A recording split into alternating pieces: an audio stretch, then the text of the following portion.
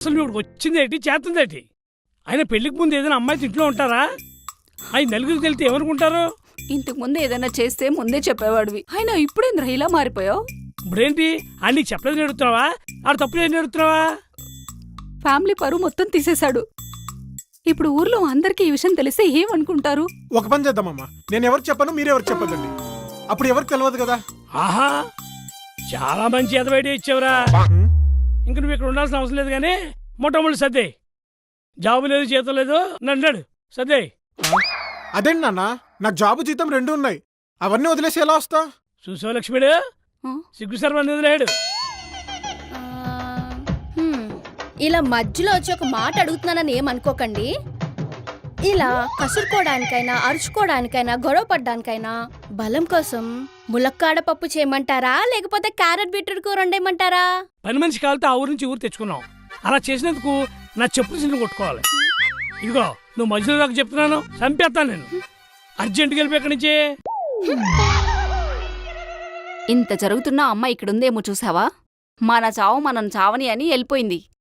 వంట గురించి తనే చెప్పాలేంటమ్మా, మనం చెప్పినా పర్లేదు కదా. రే, నేను చెప్తున్నది వంట గురించి కాదురా, ఇక్కడ జరుగుతున్న పెంట గురించి. అమ్మా, మన ప్రైవసీ కోసం వెళ్ళిపోయింది తను. పైరసీలు చూసాను చీప్ కనబడుతున్నాడు మనం. అది కాదు నాన్న. ఏం చెప్పగా దవడ వాసిపోగలదు. తనంటే నాకు చాలా ఇష్టం అమ్మా. నువ్వంటే ఎంత ఇష్టమో తనంటే కూడా అంతే ఇష్టం నాకు. రే, ఏదైనా నా వైపు చూసి చెప్పు. తనంటే నాకు చాలా ఇష్టం నాన్న. మళ్ళీ చెప్పమంటలేదు, ఈసారి చెప్పి నా వైపు చూసి చెప్పమంటున్నాను. తను చాలా మంచిది నాన్న, తన గురించి మీకు తెలీదు. ఎందుకు తెలీదు? ఆల్రెడీ చూసేసాం కదా. చిన్న చిన్న బట్టలేసుకుని అలా నలుగురిలోకి ఎలా వచ్చేస్తారా? కొంచెమైనా సిగ్గుండక్కర్లా? అయ్య బాబోయ్, మన పద్ధతులు తెలియని అమ్మాయి మనకొద్దురా బాబు. అది నైట్ డ్రెస్ అమ్మా. నైట్ డ్రెస్లంటే నైట్ పూటేసుకోవాలి, ఇలా పగలేసుకోకూడదు. హా మాత్రం లోకజ్ఞానం తెలియదనుకుంటున్నావా? కనీసం మనం చూసి నమస్కారం కూడా పెట్టలేదే అమ్మాయి. రేయ్, కల్చర్ తెలియని వాళ్ళు మనకు వద్దురా. నవ్వులాంటి ఏమైనా ఉంటే ఇక్కడే మర్చిపో.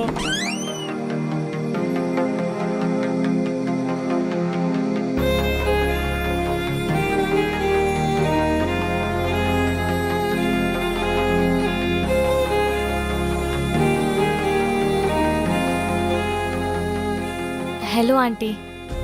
Hello uncle. సారీ అంకుల్, ఇందాక మీరు కోపంగా ఉన్నారని మిమ్మల్ని పలకరించలేదు. పలకరించకపోయినా పర్లేదమ్మా. అంటే మా నాన్న చాలా బ్రాడ్ మైండెడ్, పలకరించకపోయినా అర్థం చేసుకోగలడు అనమాట. తొక్కేం కాదు, నాకు నష్టాలు పలకరించకపోయినా నాకు నష్టమే లేదు.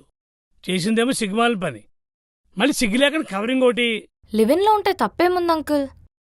లైఫ్ లాంగ్ ఎలాంటి ప్రాబ్లమ్స్ రాకుండా ఉండడానికి ముందుగానే ఒకరినొకరు తెలుసుకోవడం సిగ్గుమాలిన పని ఎందుకు అవుతుంది అంకుల్?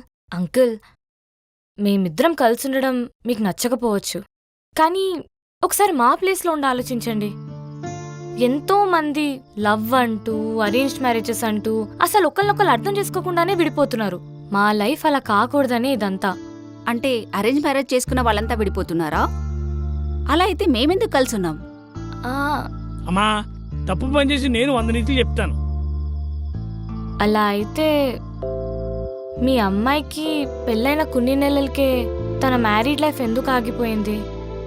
ల్యాక్ ఆఫ్ అండర్స్టాండింగ్ వల్లనే కదా ఆంటీ.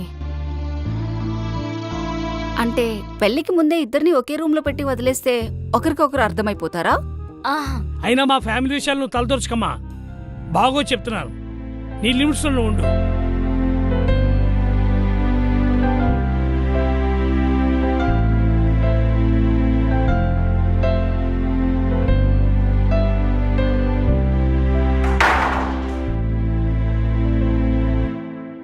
సడన్ గా ఆపేశారు, మాట్లాడుకోండి, మేమేం వినం. ఏమండి చెప్పండి. అవునవును, మాకు పుట్టు చెవుడండి. మీరెందుకు వచ్చారా ఆంటీ? చికెన్ కర్రీ చేశాను అబ్బాయి, ఇవ్వడానికి వచ్చాను. తెలుసు కదా, చిన్నప్పటి నుంచి హెల్పింగ్ నేచర్ ఎక్కువ అని. మాకు ఏ కూరలు వద్దమ్మా. మీరు అలా వద్దంటే ఎలాగండి? అసలే మా ఆవిడ చికెన్ తీసుకురాకుంటే సూసైడ్ చేసుకుంటానండి. 5 కిలోమీటర్ ఇదే లుంగిలో వెళ్ళి తీసుకొచ్చారండి. మర్యాదగా తీసుకోండి సార్. తీసుకున్నాం కదండి, ఇంకా వెళ్ళండి ఆంటీ.